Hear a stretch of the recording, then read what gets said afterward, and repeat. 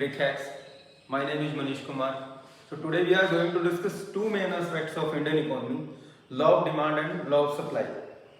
तो Indian economy को बहुत ही इजी वे में आप मेरे साथ पढ़ेंगे और हम कैसे उनको एग्जांपल्स के साथ डे टू डे लाइफ के साथ रिलेट करते हुए पढ़ेंगे। तो उसी सीरीज में हम आज टॉपिक करेंगे law of demand and law of supply. तो इसी कंसेप्ट को पढ़ने के लिए हमारे पास दो कंडीशन हैं, टू कंडीशंस। तो वो दो कंडीशंस क्या है हमारे पास? कंडीशंस क्या है हमारे पास? पहली है कि होमोजेनियस क्वालिटी ऑफ गुड्स, कि quality of goods is homogeneous, मतलब एक जैसे ही प्रोडक्ट्स हैं सारे, जो भी प्रोडक्ट्स हैं वो एक जैसे प्रोडक्ट्स हैं। दूसरी कंडीशन ये है, दूसरी कंडीशन में क्या है कि large number of suppliers and goods, large number of goods and suppliers, कि उसमें बहुत सारे सप्लायर्स हैं और बहुत सारे गुड्स हैं। तो उसी सीरीज में हम पहला कंसेप्ट अपना करेंगे लॉ ऑफ डिमांड।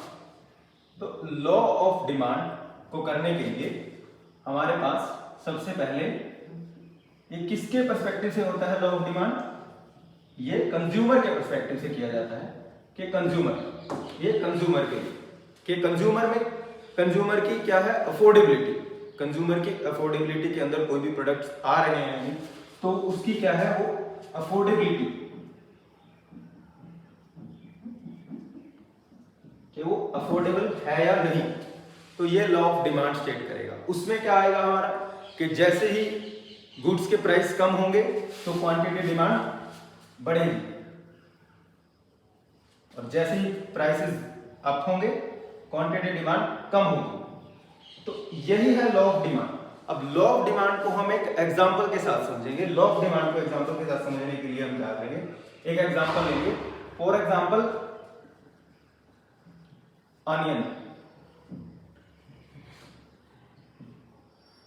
का हम एग्जांपल लेंगे और इसको एक डायग्राम के साथ हम समझेंगे। इसके डायग्राम में क्या आएगा हमारे पास, एक तरफ प्राइस आएगा, यहाँ पे क्वांटिटीज आएंगी।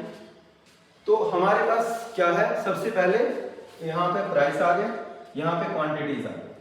पहले मतलब किसी भी प्रोडक्ट जो प्रोडक्ट की प्राइस 100 रुपए पर केजी है तो कंज्यूमर डिमांड कर रहा है 1 केजी, और जब उसकी कीमत घट के 10 रुपए हो जाती है, 10 रुपए हो जाने पर उसकी डिमांड कर रहा है वो 10 केजी। तो ये हमारा डिमांड कर रहा है। इसका मीनिंग क्या हुआ कि जैसे जैसे प्रोडक्ट की कीमत कम हो रही है, कंज्यूमर उसकी डिमांड ज़्यादा कर रहे हैं, प्रोडक्ट्स की कीमत बढ़ रही है तो डिमांड कम हो रही है। तो यही है लॉ ऑफ डिमांड। तो अब लॉ ऑफ डिमांड समझने के बाद हम अगला है हमारा law of supply. Law of supply ये है सप्लायर के पर्सपेक्टिव से। सप्लायर्स के पर्सपेक्टिव से कैसे है कि सप्लायर का क्या है, सप्लायर का मोटिव है प्रॉफिटेबल, कि प्रॉफिट में रहना। तो प्रॉफिट में रहने के लिए सप्लायर्स को क्या चाहिए कि ज्यादा से ज्यादा वस्तुओं की कीमत बढ़े ताकि सप्लाई बढ़े। तो उसी को हम अनियन के एग्जांपल से दोबारा समझेंगे। एग्जांपल में क्या है कि जैसे ही वस्तु की कीमत 100 रुपए पर केजी है तो उसकी डिमांड बढ़ी है 10 केजी, और अगर उसकी कीमत कम होकर 10 रुपए पर केजी रह जाए तो वो डिमांड हो रही है 1 केजी। मतलब कि जैसे वस्तु की कीमत बढ़ी तो उसकी सप्लाई भी बढ़ी, अगर वस्तु की कीमत कम हुई तो उसकी सप्लाई भी कम हुई। तो ये है लॉ ऑफ सप्लाई। मतलब जब प्राइस बढ़ा तो सप्लाई बढ़ी, प्राइस कम हुआ तो सप्लाई कम हुई। तो this is law of supply.